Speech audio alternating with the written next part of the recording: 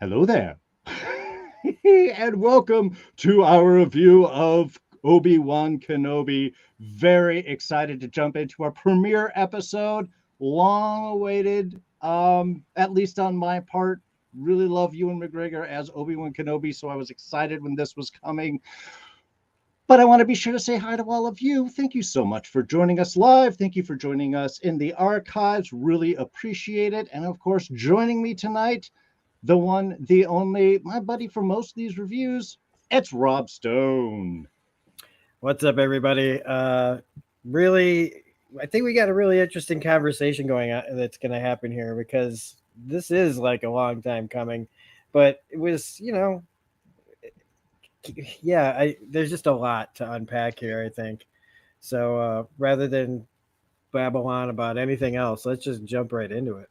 Indeed, indeed. Want to be sure to say hi to Eric Scott joining us live in the chat right now. How you doing, man?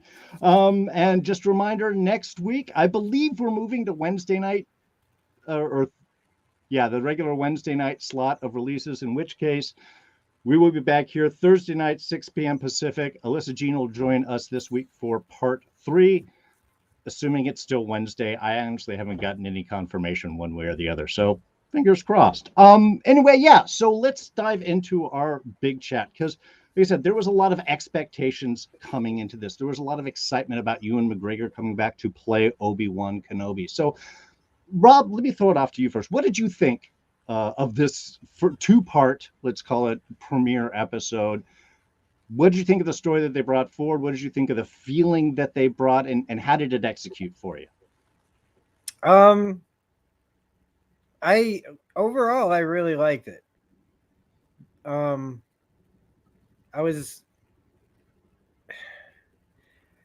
think I don't want to get into too much right now, but like, sure, Ewan McGregor, like waiting this long, hoping, knowing that he would be at least good,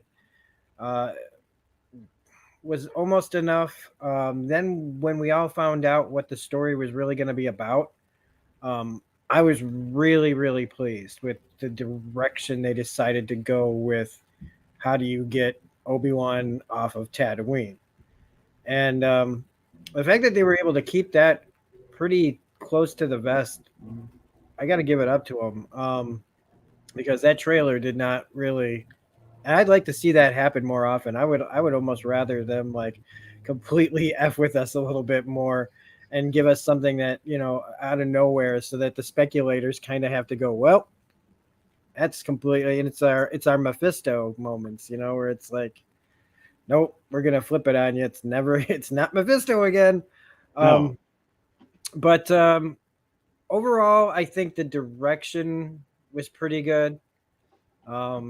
The dialogue was a bit iffy, but Star Wars and dialogue over the years has been spotty at best. So as long as most of your characters are behaving like they're the characters they're supposed to, how they're supposed to act, that's about the most I can hope for. And for the most part, we got that here, I think. A little, some of the dialogue choices, again, like I said, were a little weird, but and I also wish that it felt a little more cinematic. Sure.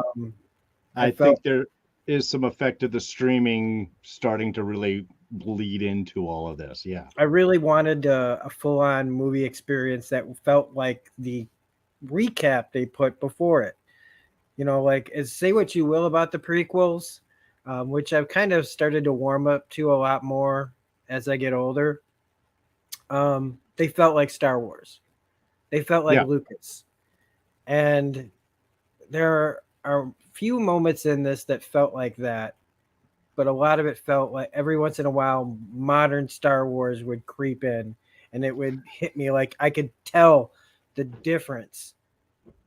Sure. Like it's like using the Force yourself, where you sense something's off all of a sudden, and then it'll go back, and you're like, okay, and then oh wait, what is happening? So I feel like we kind of got like two different eras of Star Wars happening in this a little bit, and it kind of is jarring, but we're not getting another one of these, folks. So, you know. Yeah, we got to take our Ewan where we can get him, for sure. I think you hit on a lot of the good points, a lot of the same points that I was thinking of. I think overall, I really enjoyed it. I enjoyed the gravitas that was brought into it. We'll get into our pluses and minuses and sort of what worked and what didn't work as force in a minute. But I think I really enjoyed overall the story that it brought. Like you said, the direction they went. There's a lot of choices that they had. This was definitely unexpected, and the fact that you're right. I think the previews only showed what may have parts of the first two episodes, and that was it, which means nothing forward is anything that we've seen. And I also agree. I'm really excited about that. I don't want to see a movie, or I don't want to see a preview that shows anything further than like 15 minutes into the movie. I really kind of enjoy having that expectations brought into it. I do think there were a few highs and lows. And when I say that, I really am talking about things that personally didn't necessarily work for me, but I do want to get into kind of a discussion on why those issues may have come in. Because certainly from what I've checked out in the little bit of the social media that I've said or that I've seen, there are some repetitive points that do seem to come up. So I wanted to be sure to touch in on that. But let's kick things off on a high note. Let's talk about what worked. And you mentioned the recap. And I got to tell you, also, not always a big fan of the prequels. Always loved Ewan McGregor as Kenobi.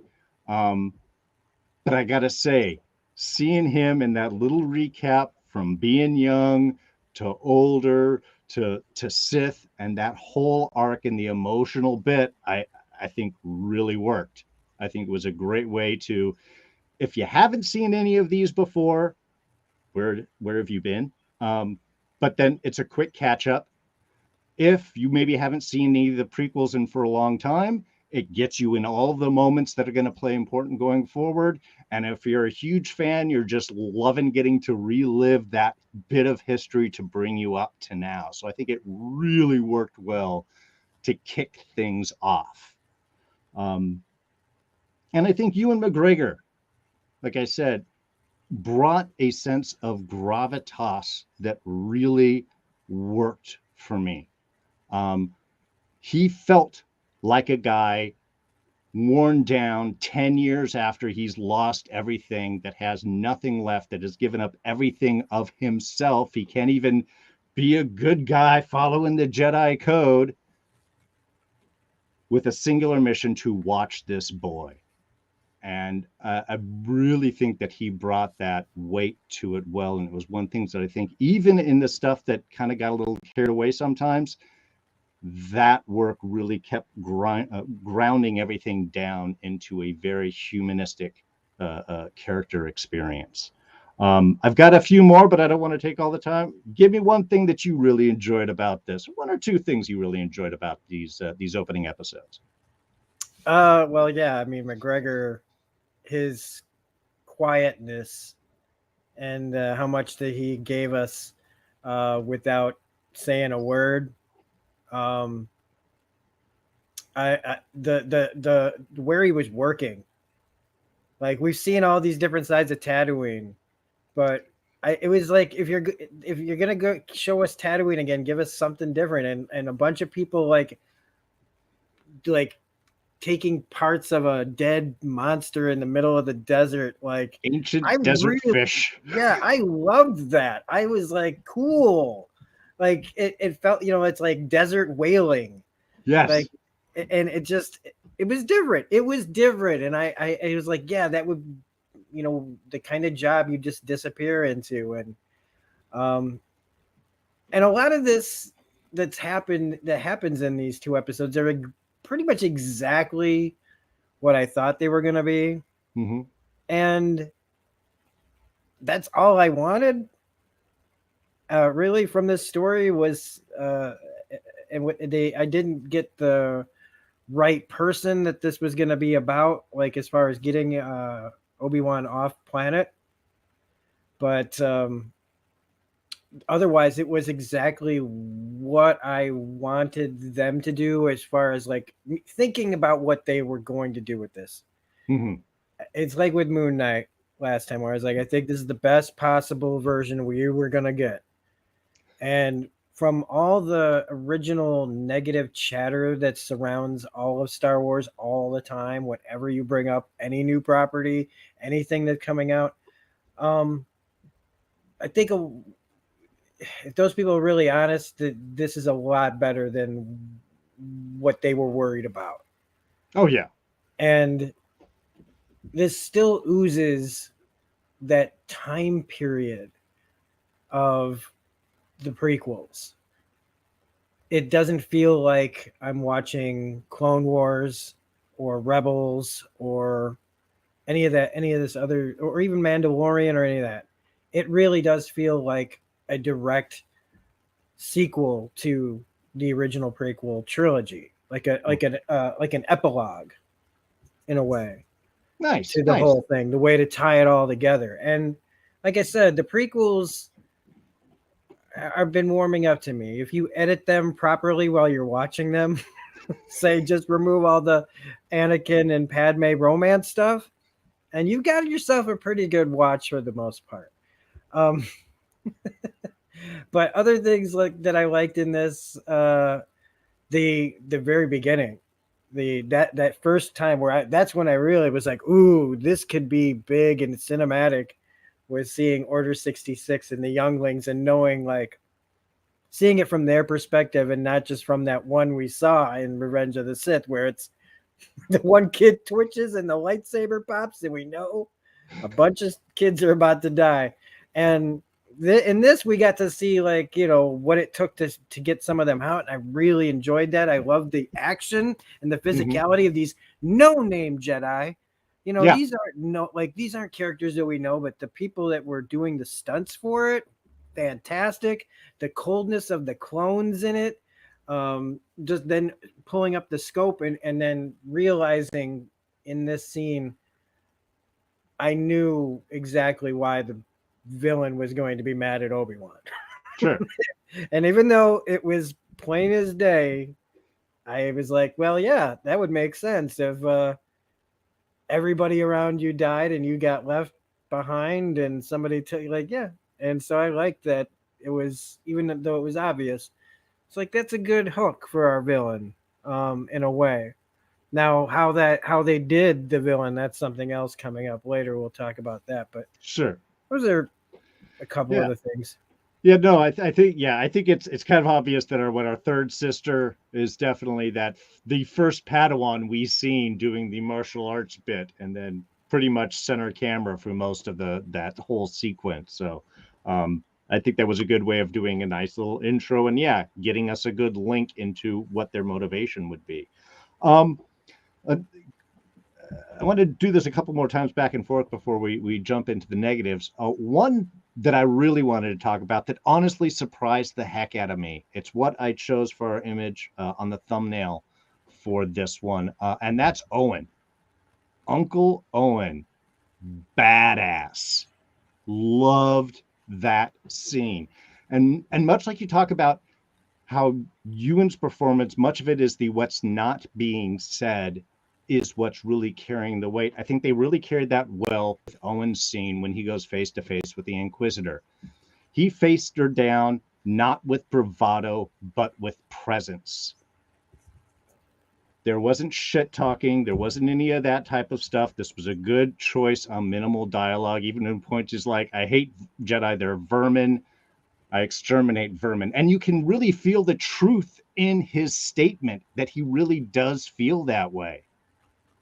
And to me, it really harnesses that motivation, what we see later on in A New Hope, where he knows Luke is going to go, and he's like, I just need you one more. Just you can submit your academy next year. Just, can I delay you just as long as possible? Because even getting your name out might be a bad thing. You know, again, I got unexpected emotion from seeing Owen Lars staring down an Inquisitor more than almost at any other point in the first two episodes. And I really appreciated that subtle play on canon right there, and just establishing character and motivation in almost an extremely minimal way. one scene, maybe two scenes in halves, but that's it.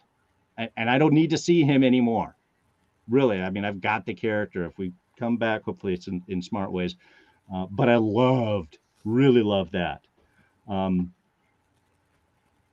I wouldn't be surprised if Edgerton, pushed for some meaty dialogue. If you're gonna bring me back, give me something to actually say. Yeah. It's important. Give me something that this character is basically a blank slate. All we know is what we saw in A New Hope, and we had no, other than when you watch it, and we all know the context, but it'd be nice to have a bit more to it, that like what got him to that point. And it's a nice moment that he got to have, and it's so believable. Like it's like he knows he can't, but he really wants to.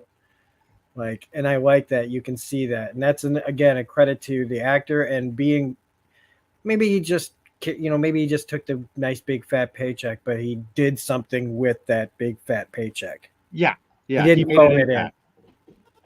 He made an impact with his moments there for sure.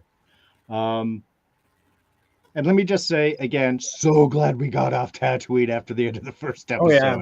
That's just, look, man, I just so really thrilled. I guess if we're still talking positives. Yeah. Jimmy Smits too, man.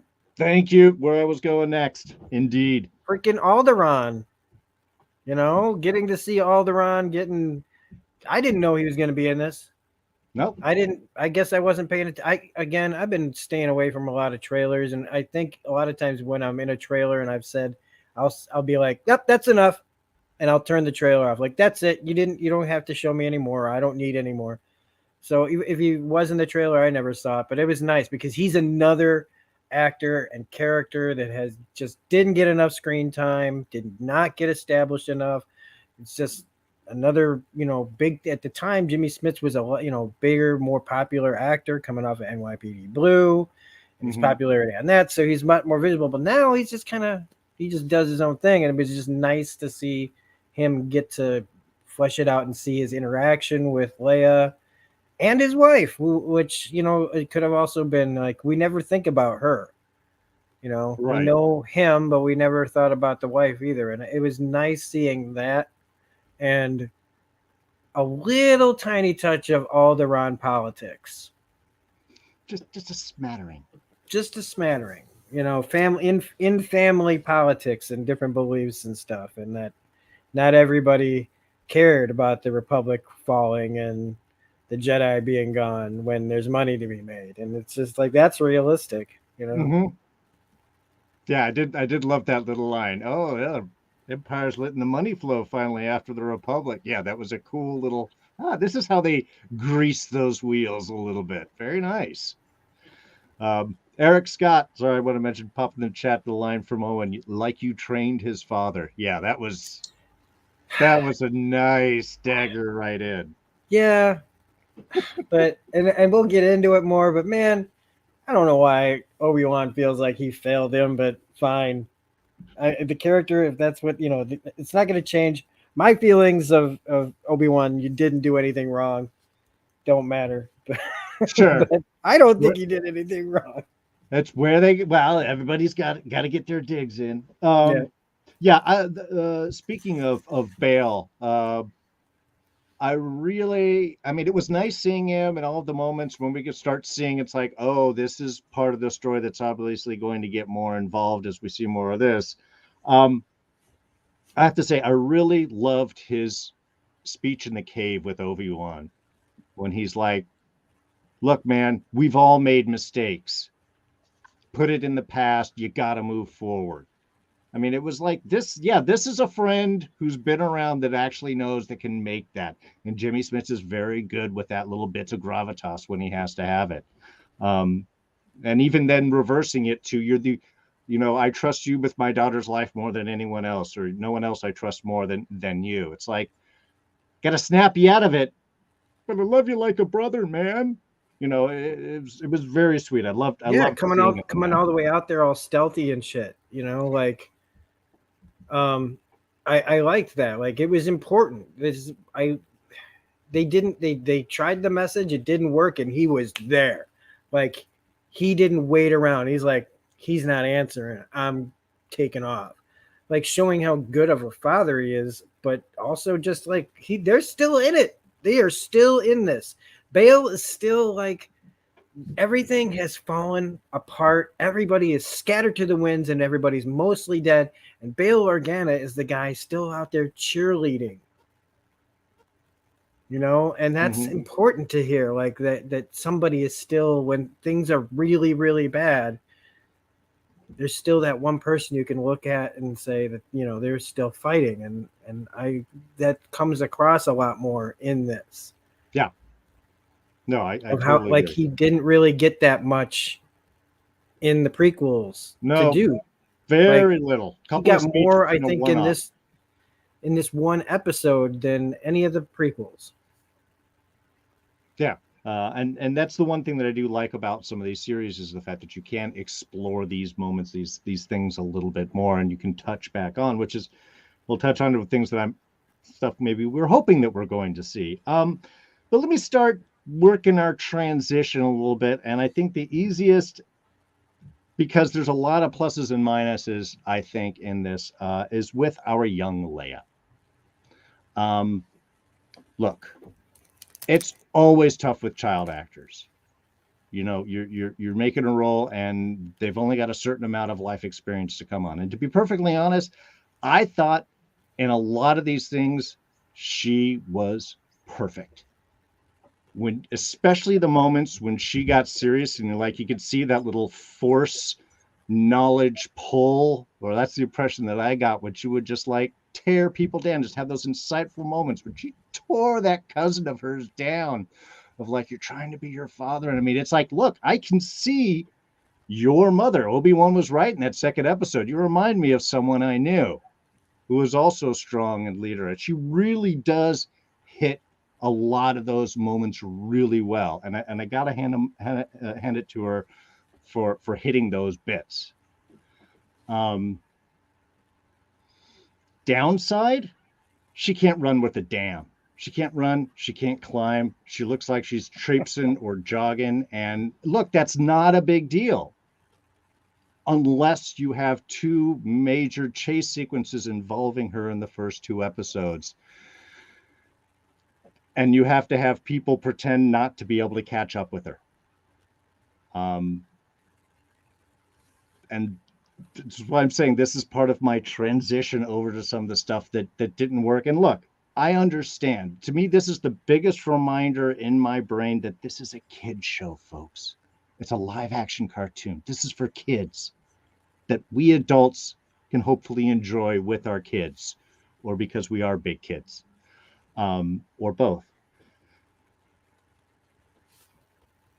But to me, this goes from Star Wars to kids show immediately. It yanks me out of the world that they're pulling in, and I understand that this is me because I want to see a big epic cinematic adventure, and that's not really necessarily what they're going for. They're splitting it here. And as I said, it's tough. Do you get a kid that can run, or do you get a kid that can act? Maybe you can't get both of them, and you got to make a choice. That's fine. It became one of those, what do the young ones say, cringy moments inside seeing that first chase in the woods, that there are no other guards or security or anyone, even though Bail knew she was going to run. I'll wait for you downstairs. He knew she was going to run.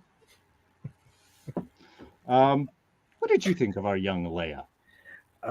First, I finally found her name, because she's not listed because they wanted to keep it quiet. Sure. Vivian Lyra Blair. I guess she was one of the kids in Bird Box, but I haven't seen Bird Box in a while, and it probably won't. But I thought she was great. Mm-hmm. And these choices, I mean, the way they first off, you ever try chasing a little kid, you can get on them and like that. They are not, as a grown adult person, you need like in shows and movies, they like to make it like, oh, they're all, they could just get away from you. They're like they're greased up pigs or something. I don't know. But no, in reality, you can catch a kid really damn fast. And I don't even know why this scene is in here. Even if the actress can't run, it's also the way they shot it. Oh yeah. Like, No, so much of the blame is on them just deciding they needed a chase in the first place. And it's like, no, it would never happen, even unless you want to establish that this kid's got the force capabilities, which we know she doesn't know she has.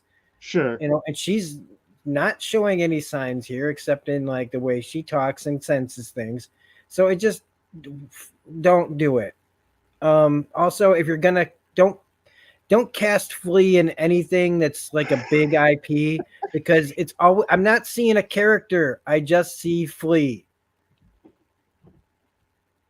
Okay, and it's just they did the same. It was kind of the same with Kumail.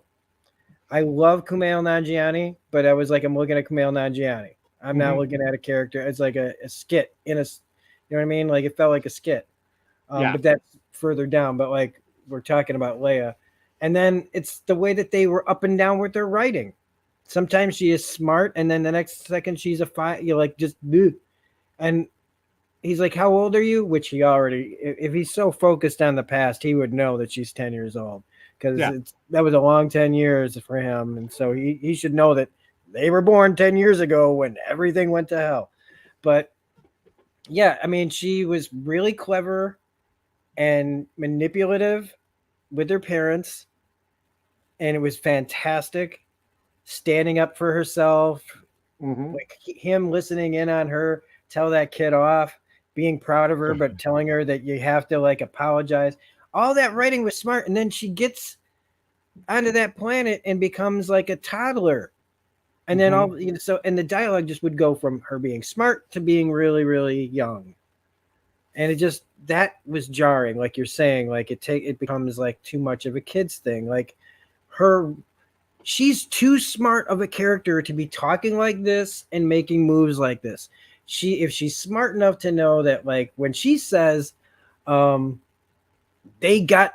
came after me to get to you, that was great dialogue for a child actor to at least to show that this kid knows what's going on around him in her life. Like to know that this could happen and all that. That's really grown up. And then she runs away from him. Like, and it just the tone that they've decided to take with her in these episodes is just so,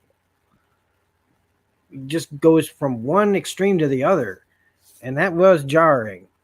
It does morph in order to direct the plot. It feels half the time. Now she's smart. Now she's got to be silly and do something silly to get them in trouble. And then they get, but again, kid show.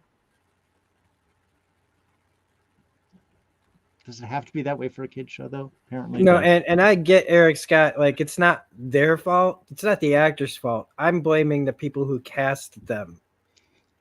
Okay. Flea's great in Flea roles. Okay, I like Flea in certain things, like The Big Lebowski. I see Flea in that, and I don't care that I see Flea. But in this, where I'm supposed to have suspension of disbelief, no, I can't do it. Sorry. Yeah, I guess I'm slightly more forgiving in that with both him and Kumail, because you're right. The moment you heard the voice before you even see, you're like, oh, is that Kumail? Yeah, it is. Okay, but. Look, we all want to be in a Star Wars. They want to be in a Star Wars. Oh yeah, you're not going to say no. No, I wouldn't say no. I don't, everybody would, but like at least Daniel Craig was in a Stormtrooper, Okay. Fair point. Simon Pegg was the voice of a guy in Force Awakens. Yeah, he was the big half-quarter portions guy. I don't remember what his name was. Okay, so let's let's go into the Inquisitors, because I think this can sort of bridge, at least for me, some high points and for some low points.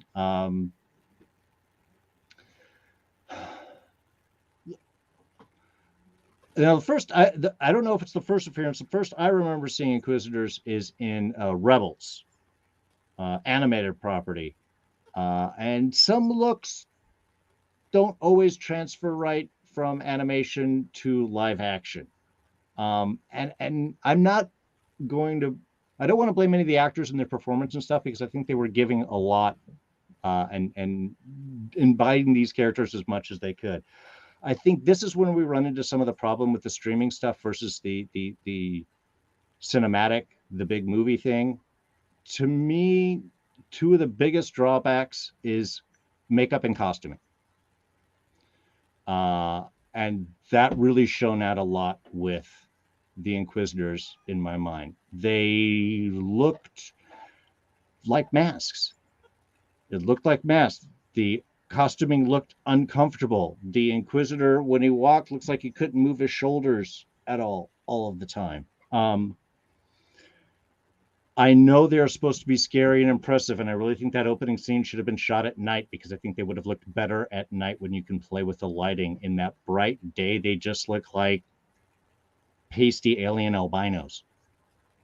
And everybody has, I mean, we do have a couple of Asian characters that sort of change some of the accents, but mostly everybody has this like straight, clear English dialogue. There's no variations of sound. There's no guttural. There's no alien sound in anywhere here. So it's, I don't know. I know I'm supposed to be afraid of the Inquisitors.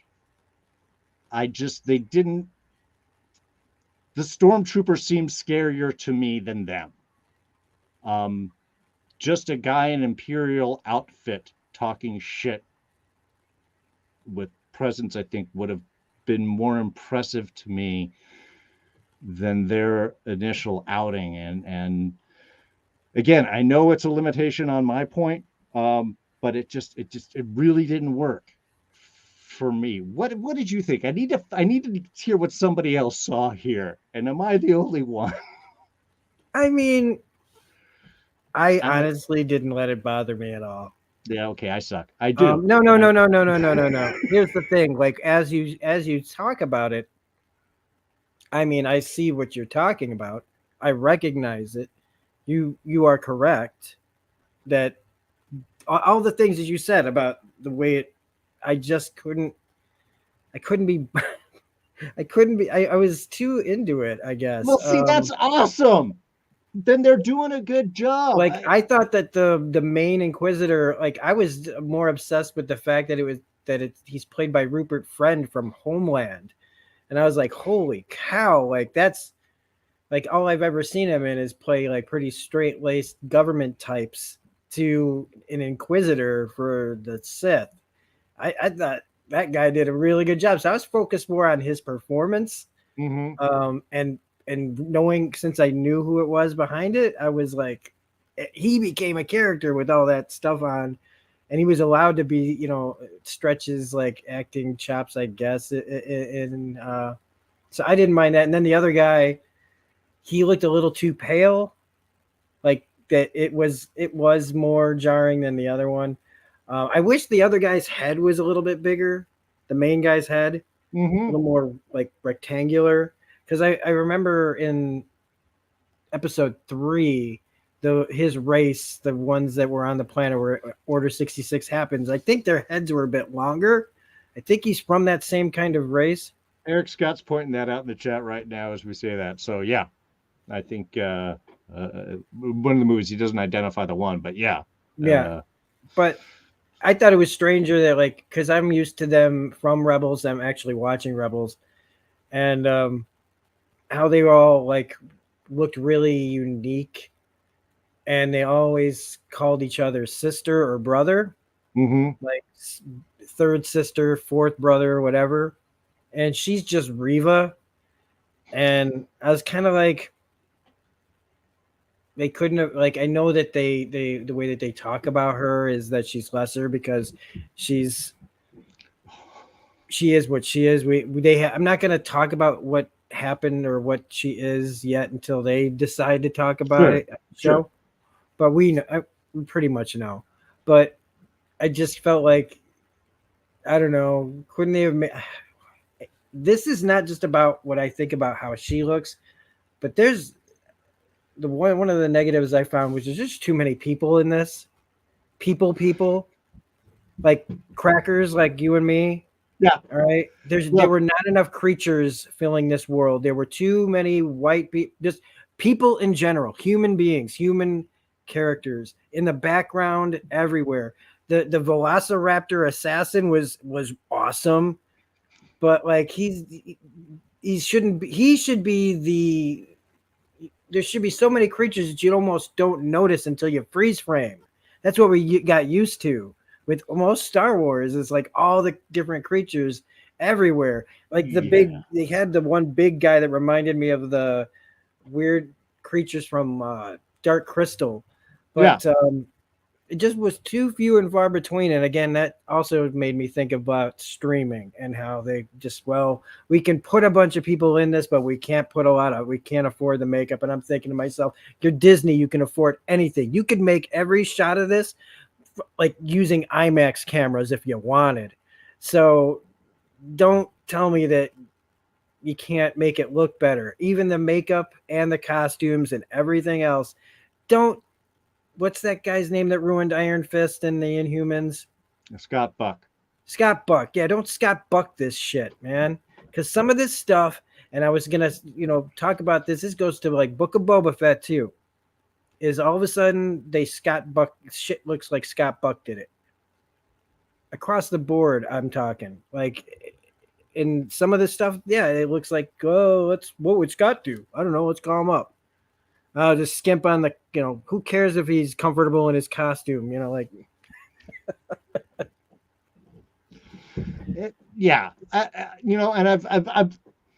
And I have to agree because it was definitely one of my earlier points and thing going in. It is, I think as I was talking to my wife, it was, I'm like, everybody's too clean. All the extras are way too clean. Nobody looks dirty, really. Nobody. You look like I could have been one of the extras in there right now with my freaking hat and weirdo glasses. Yeah, I swear to God, I caught a copy of somebody who's wearing Michael Jackson's Thriller jacket, only in black. I'm like, someone else. My wife was like, "Is that a members only jacket?" I'm like, "No, man. That's from Thriller. I recognize that code."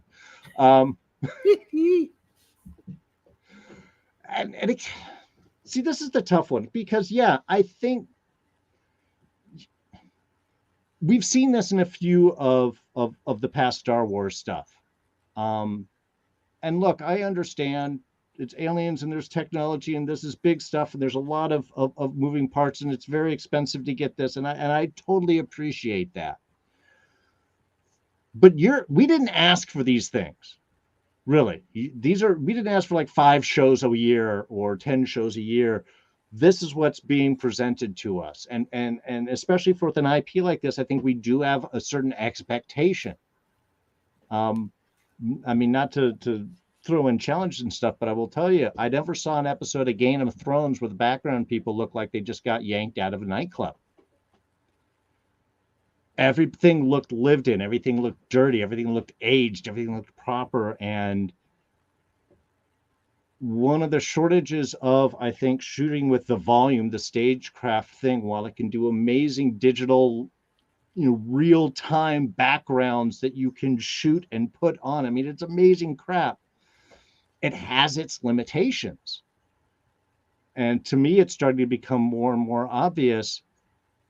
Nothing's ever against a wall unless it's a close-up in an actual set. Whenever you see these rooms, nobody's leaning against the bar. Nobody's leaning against the alleyway. Nobody's slashed up there. Nobody's walking down the alleyway. It starts to look like, I don't know if you've ever been in those industrial warehouses, but they all have these gaps about 4 feet away from the walls for the fire crews to be able to go around. And that's what I'm seeing in these larger scenes. It's like there's a background and then there's a gap and then everybody is shoved in the center to try and fill up the space. And you're right. If I was pulled into the storyline, I may not be distracted by these things. But when you're seeing too many people that are all speaking clean Midwestern English, with even the aliens have no accents. Everybody's all piled up together. Everybody is too clean. It starts to get really distracting. Again, at least for me. And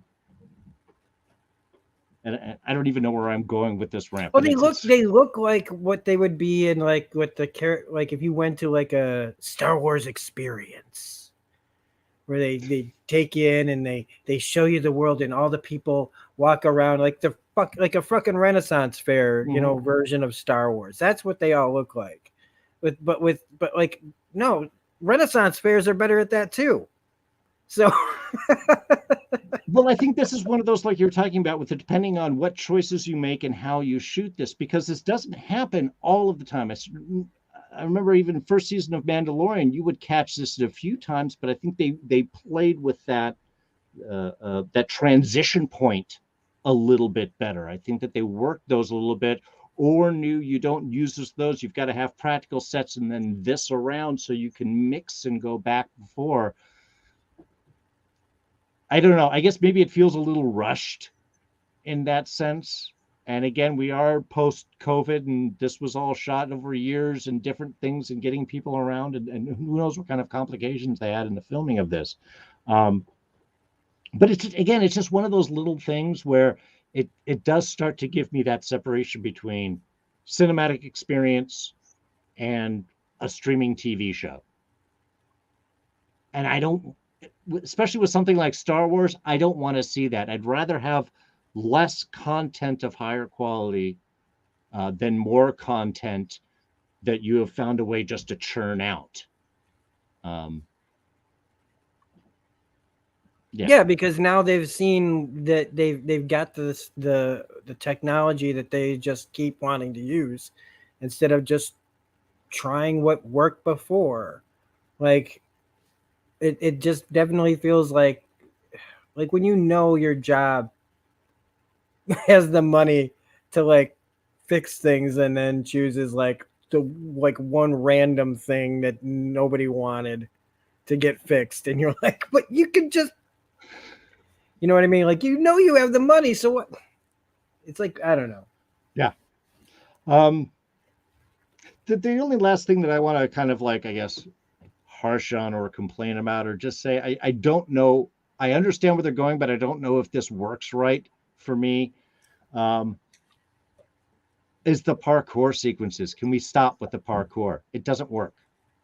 I don't know if it's how they shoot it. I did not like Reva's run through the rooftops with the pointless flips and the momentum reversing.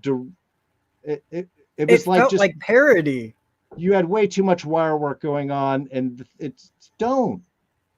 nobody is moving like they are one with the Force. They're looking like they're running in uncomfortable armor on wire. Yeah. Yeah, the whole rooftop chase, I mean, it looked pretty setty, like green screen setty. And we had one in Book of Boba Fett with, again, Ming-Na Wen, who is an amazing mover, and this is probably a stunt person that's going through this, but it's how it's orchestrated. It looks like parkour is interesting because there's a reason why you do it. This is just like was the Office episode. Parkour. That's going to be I'm going to wait for it. That's going to be the Honest Trailers bit, I think, all through here. Any other little bits of things that didn't totally work for you before we jump on to kind of our hopes, dreams, where we're hoping things are going? No, I don't think so. Nothing so major. I think we've covered the major stuff. I mean, any other little okay, so this one of the Safdie brothers played the Jedi that came to Obi-Wan, like, where do I go?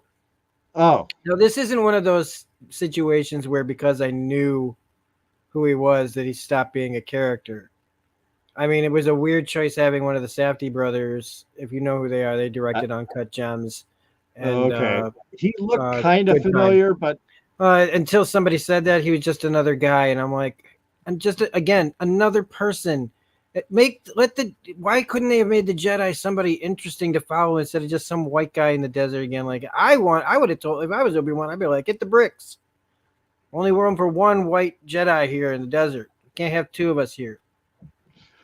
I don't know. And he should have called him Master Kenobi and not Obi-Wan. You're Yeah, not friends. You don't know him. Hey man, come Show help some me, respect, man. dude. Who Respect else your do I have elders, to damn it. go? You don't know what I've been through. Well, actually, before we it's like, go on to well, the, you've been through a lot. You've obviously got survival skills, so get been out of alive here. for 10 years. I don't know Don't how. get close to me. Don't get your stink on me. I got kids to watch out for. But yeah, I'm only half serious about that. Let me actually kind of touch on that, jump off of that before we jump into what maybe where our hopes or dreams or where we think some things might go on this. Because I was curious about this. What was your opinion of them playing with canon like this? For me, when I heard the Obi-Wan Kenobi, I love the idea of being flushed out. They're doing something bad. Who knows what it was that was going to pull Obi-Wan out? But look, Kathleen Kennedy just said we are done with the Skywalker saga. And I think it was really, we're done with the Skywalker saga after this last bit. Because the message in A New Hope that Leia sends to Obi-Wan was it, General Kenobi, you helped my father during the Clone Wars, and now I beg for your assistance now, at this moment. That gave the impression of someone that never met Ben, that never met Obi-Wan Kenobi. This was someone they had heard of, and now they were in a place where maybe this person could help out and put a last-ditch call for assistance. Now there's a history. And I'm starting to feel a lot like the new Star Trek. Like there's a universe of stories. Why do you have to keep going back to this ship and these eras and these people? Just keep going forward like Trek has been doing. Just none of these things need to necessarily happen now.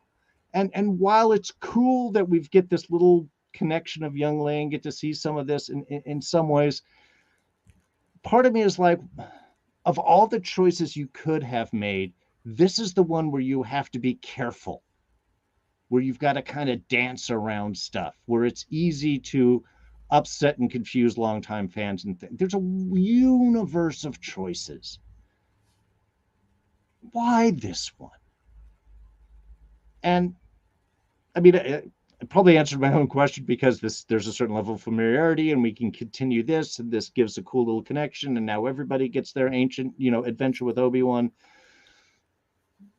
But what did you think about this? I had the impression that this worked for you, but I was kind of curious as another longtime Star Wars fan, what you thought about re-engaging and dancing with canon, as it were.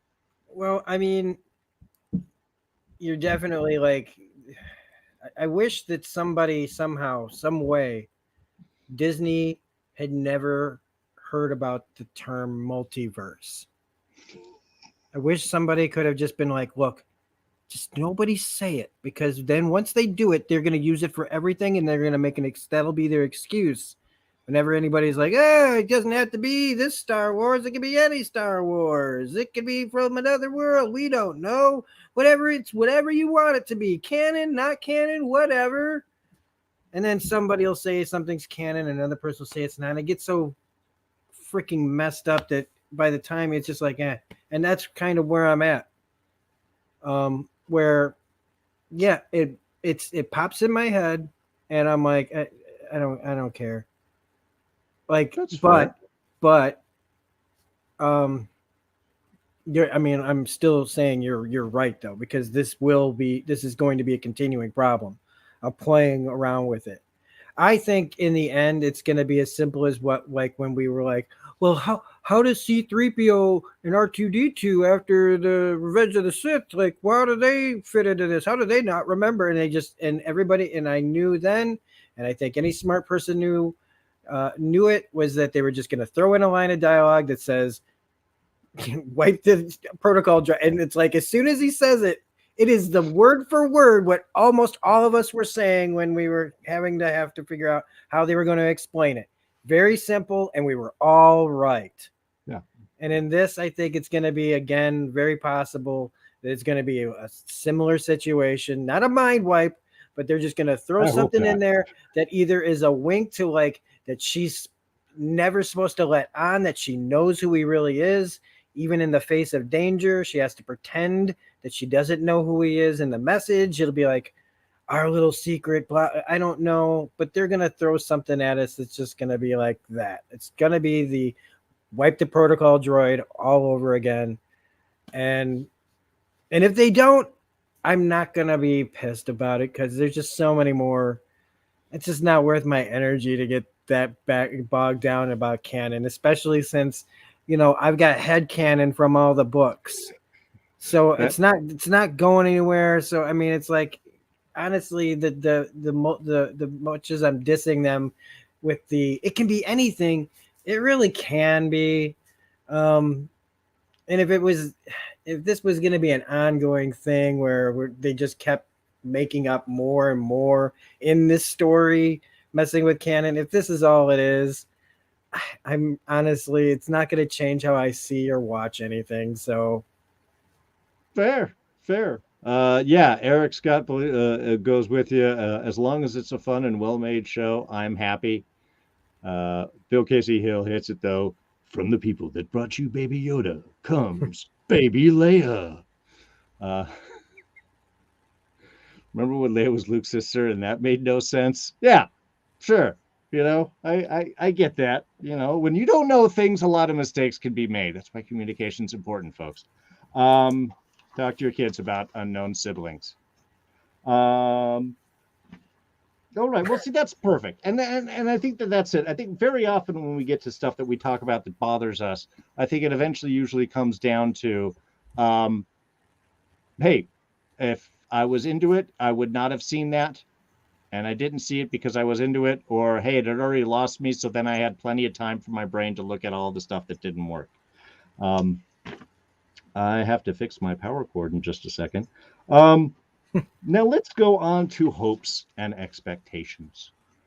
Anything that you are hoping, I'm going to step away from camera and plug this in, but I'm still going to listen.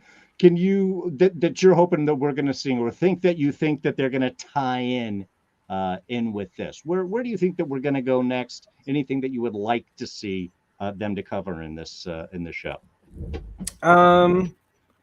I would like to see, because we know at the end of the recap, they purposely put in Yoda telling Obi-Wan that he's going to teach him how to communicate with Qui-Gon.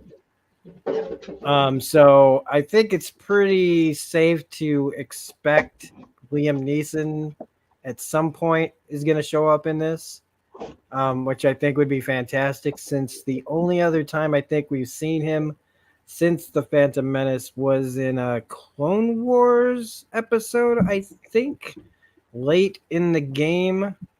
I think he showed up to, maybe it was Ahsoka. I can't remember. Yeah. But I that's a nice little thing that I do fully expect to see, and kind of actually hope to see Yoda. I don't know why. I probably won't, but like, because it wouldn't make sense unless Leia's not there. Sure. But, and since a lot of these are like commercials for other things anyway, eventually setting up, we're going to have like, who knows, Kumail will have his like fake Jedi show. I don't know. But seeing as how I always throw out the Mephisto thing, just so we can eventually see Mephisto and it'll happen. Sure. But, we're going to be right one of these times. I would like to see if I could have whatever I wanted, it would be Mace Windu. Okay. I really, that's of all the Star Wars stuff that bugs me that I want to be right about. It's the fact that I still don't accept that he died. I just don't see how he died. Everybody else can say, oh, he's fried and he got both his hands cut off. And I'm like, no, I don't care. I've seen him take down whole troops of freaking robots, droids or whatever, couple of hands cutting off and electricity flying through the air, he'd still land like a boss. But he'd also be like, I'm not going to be the black guy who dies in this. So he just bails. And he just shows up all of a sudden out of nowhere, like at the end, like the post-credit scene of Obi-Wan is Mace Windu popping up out of nowhere with robot hands. You know, and we'd all be behind that. We would all be behind that, I think. You know, actually, speaking of, and I think you're right, I think we will see Qui-Gon, because especially he's reached out a couple of times already in these first 2 episodes to try and speak to him or reach him, and obviously he hasn't yet succeeded in this. But of course, the one time that he does in episode 2, give me a sign, he sees an old clone trooper. Oh, yeah. Begging for money, which was an awesome thing, and I love the connection. And I don't think, and look, I think it was a 501st uniform somebody had pointed out in social media, which would be awesome. But that does bring into someone that I would love to see, and maybe is on the other side of that transport. I want to see Cody. We don't know what happened to Cody after he turned on Obi-Wan with Grievous when they got at Order 66. And he disappeared. There's, I think in some of the canon, he did fight for the Empire. He went on as a loyal trooper, became a stormtrooper, even fought in the Battle of Kashyyyk when they took over. But there is no canon further real story that I am aware of Commander Cody. And I would love that little connection to come back, to get just like an I'm sorry, like it was beyond us, a little bit of closure onto that relationship. I would love to see that. And since we had that clone trooper at that Qui-Gon give me a sign moment, I gotta believe that that's going to come in somehow. And I would rather see that than a version of Boba Fett, Tamir Morrison coming in early, because no. Well, part of me thought, like, what if this was like, what if that was Rex, like pretending to be like a, you know, like I don't know. But I instead of Cody, I thought, but I think we had Rex covered with in Rebels, that he's out on the rim with the other couple of clones doing a thing. So I think they've got him out, but Cody hasn't been touched. So that's the only reason that I was kind of. The whole thing with like Rex got his. I don't want to spoil anything for you.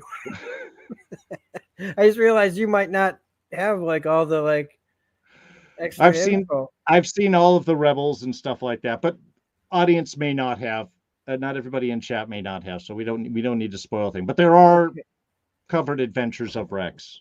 Yeah, there are, and that's why when I saw the blue suit or the blue stripes, I immediately thought Rex. But Cody is that would definitely be a much more emotionally charged thing, because, I mean, if I'm Obi-Wan, I know that in the state that Obi-Wan is in, I'd be wanting a piece of that clone. Yeah. I think that would give us some real interesting weight to play with on screen. That's a really interesting thought. So the other one is possible spoiler alert, folks. Leia's mom's going to die. Come on. Do you remember your mother? She died when I was very young. I only remember bits and pieces. Now, personally, I would think that would be younger than 10, but if she's not going to remember Obi-Wan, maybe there's an MIB mind wipe or something. But I got to believe if she's alive now, that's got to be something horrible that is going to happen during these 6 episodes, because that is a big thing they touch on later on. For some reason, that bit of canon bothers me more than the whole "help me, ObiwanKenobi." Because fair. Yeah, that really would mean like 10 years old. Dude, I remember stuff from like when I was real little. So, you know, and they weren't even as traumatizing events as a death. So I almost feel like 10 years old, how would she forget anything? I mean, I guess as you get older, she's 19 or something in A New Hope, or yeah. But whatever, it might end up being another thing that we're just supposed to look past. But that's That's really interesting as well, because they don't talk about that. And that's one of the cool things that this show is able to do, is like we keep talking about, is give characters we knew less about than a lot of other characters, because it's always been focused on Luke, and it's finally getting Leia some screen time, which means getting Bail and his wife's time. I'm all for that, and I want to see more of that.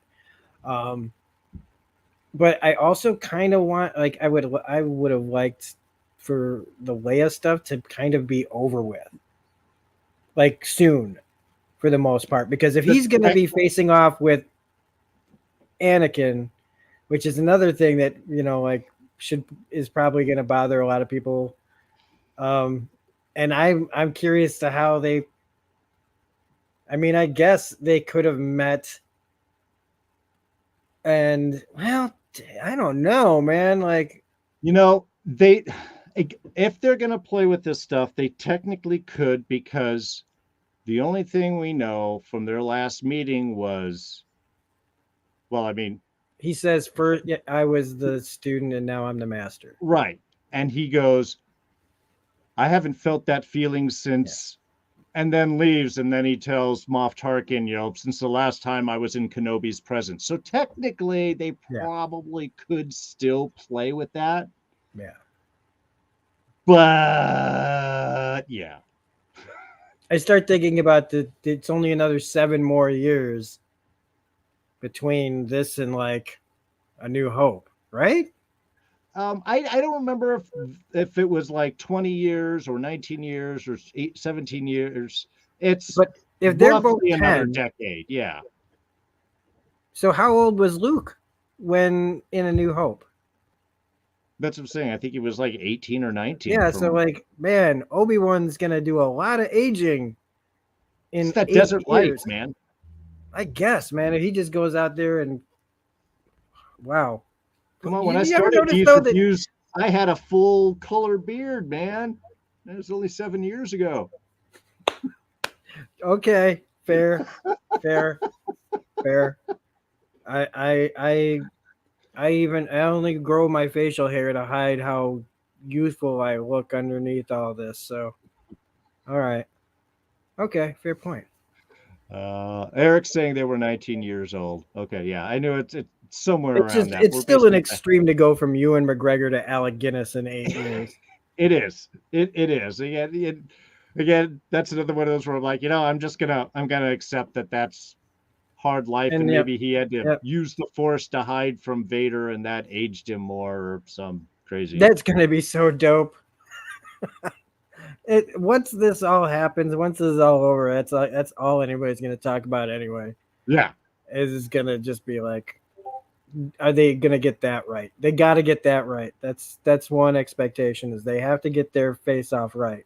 In another 10 years, they released the super special edition of A New Hope, where they've computer put an old Ewan McGregor over an old Alec Guinness, and it just becomes a circle. Please don't do that. Please don't do that. We're good. We're good with the originals. All right. I think that's everything that I've got to cover. There was one little bit about pasty people maybe not telling the one black character that you are gutter and the least of us, but that was a choice they made. It really wasn't a good choice. They really just shouldn't have said anything on that. Also, well, speaking of how they talk to her, how many they kind of deserve the way that they wrote it. They kind of deserve what they get, because I don't remember a lot of second, third, fourth chances with the Sith and everything. Hey, back off! Don't go after Kenobi again. Hey, what I tell you? Like, she's like the chief in a cop movie, where it's like, all right, well, you're gonna have to, when we come back, you're gonna have to turn in your badge, like, after 4 or 5 times. Like, the Inquisitors that I know would have dealt with her, like, right away. There is a bit too much of plot armor in that sense, and that is some of the Force direction stuff. But like I said, we can nitpick, we can complain. but we still want to see what happens next. Yeah, that's the thing. It's the dual part of it, you know. Like we have to fight the critic in us and the fan at the same time, and this is just it's still like I'm just happy that I'm getting to see this, and I've lived long enough to see this, and just all the nitpicky stuff doesn't really matter, but we can't help ourselves. We know that's why some of you come here. But this was a really fun episode. This is a great discussion. Thank you so much, Rob. But I think that is going to wrap up our premiere episode discussion of Obi-Wan. Like I said, next week, assuming schedules are as they are, part 3 should drop on Wednesday, which means we will be back here Thursday night at 6 with Alyssa Jean from Alyssa Jean's Reviews, and then moving forward every Thursday night through the rest of the show. For those that were curious about Ms. Marvel, which is also dropping in a week and a half on Wednesdays, from what I understand, I will not be doing a weekly discussion of Ms. Marvel. I think I may do something at the end, but I'm going to be caught up with this, and then Westworld comes at the end of June. And I may be back for singular discussions on that. I may pull in some people. We're going to see where that goes. But I know a lot of people get easily... Westworld's a very confusing episode, and I love diving into all of the psychology behind it. So look forward for those coming up at the end of June. In the meantime, Rob, thank you again for joining with me. Anything you want to tell the folks before we wrap things up? I'll be here.